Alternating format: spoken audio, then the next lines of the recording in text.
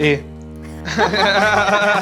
انا مش عارف بصراحه. بدات ان انا افكر في الفلوس قوي، هعمل بلوك بلوك بلوك، ان انا اموره، ان انا كيوت، ان انا لذيذه. لا لا لا لا لا لا لا لا لا لا لا لا لا لا لا عسل عسل. هلو، عاملين ايه؟ انا شيماء بغدادي معاكم النهارده في برنامج وفيها ايه. ليه اخترتي تعبري عن نفسك من خلال السوشيال ميديا؟ عادي، عشان كل واحد بيطلع اللي جواه قدام الكاميرا يعني. بعدين بلاقي نفسي فيها يعني، بحب ان انا اتكلم في الفيديوز وكده، بطلع الطاقه السلبيه والطاقه الايجابيه برضه في نفس الفيديو. عندك حاجه تقدميها؟ نفسي يكون عندي محتوى هو مش خاص بالمجال بتاعي حاليا، بس هو خاص بمجال التجميل اكتر، بشتغل على نفسي فيه يعني. هل فكرتي في الفلوس من اول يوم ولا جت بعدين؟ لا، انا كنت حابه ان انا ابدا عادي، عشان دي حاجه بالنسبه لي ترفيه. بعدين بدات ان انا افكر في الفلوس قوي. جت امتى بقى؟ لا، هي جت خلاص. جت خلاص. جت على طول يعني، ما خدتش وقت.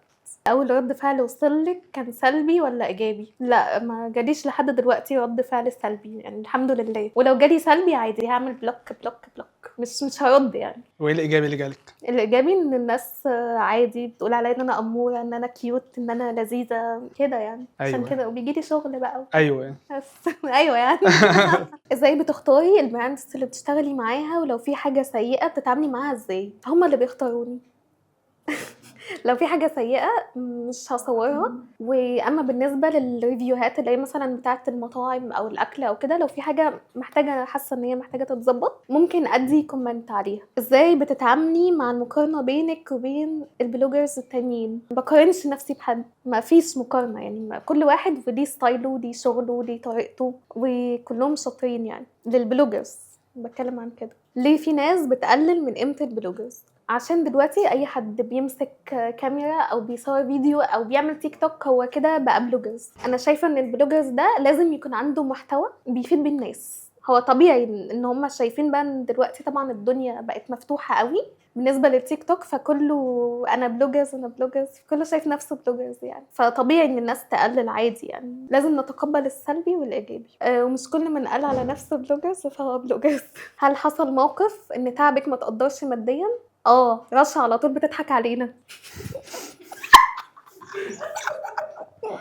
لا، انا لو نزلت وحسيت ان انا مش مرضيه على قد تعبي مش هشتغل. ازاي بتوفقي بين مسؤوليه البيت وشغلك في السوشيال ميديا؟ عشان معايا راجل هو مساعدني على ده يعني، هو مريح، مقدر ان الحاجات دي بطلع فيها طاقتي، ان انا ليا حياه، لازم يبقى ليا حياه يعني. فعادي هو مساعدني على ده. ايه رايك في الجواز بدري؟ ما تتجوزوش. انسوا بقى اللي انا قلته.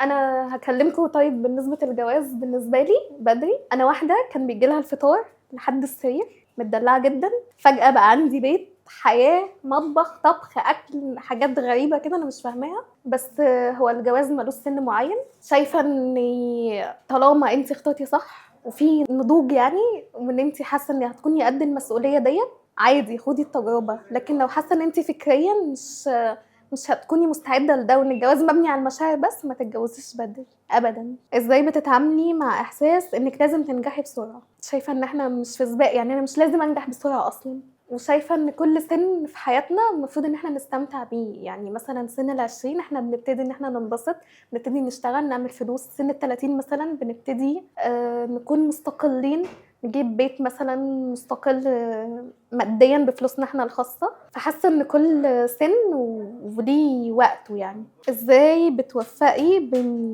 شغلك الاساسي والسوشيال ميديا؟ انا بالنسبه لي السوشيال ميديا ترفيه اكتر من ان هي شغل. مع ان هي طبعا ليها عائد عليا وبتدخل لي دخل وفلوس وكده. شغلي الاساسي انا مش هخسره، بس بالنسبه بقى للشغل اللي هو السوشيال ميديا هو بالنسبه لي ترفيه، فباخده في الوقت الفراغ ليا اطلع طاقتي سواء سلبيه او ايجابيه فيه يعني. ازاي عرفتي تدخلي مجال الطاقه الشمسيه؟ عرفتوا منين بقى؟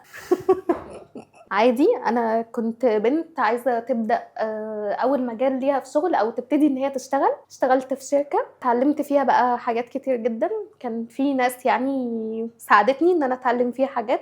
طورت من نفسي. كنت الاول بشتغل في مجال السيلز والماركتينج وكده، بعدين طورت من نفسي فيها وبقيت شاطره في مجال الطاقه الشمسيه. بس ثانك يو.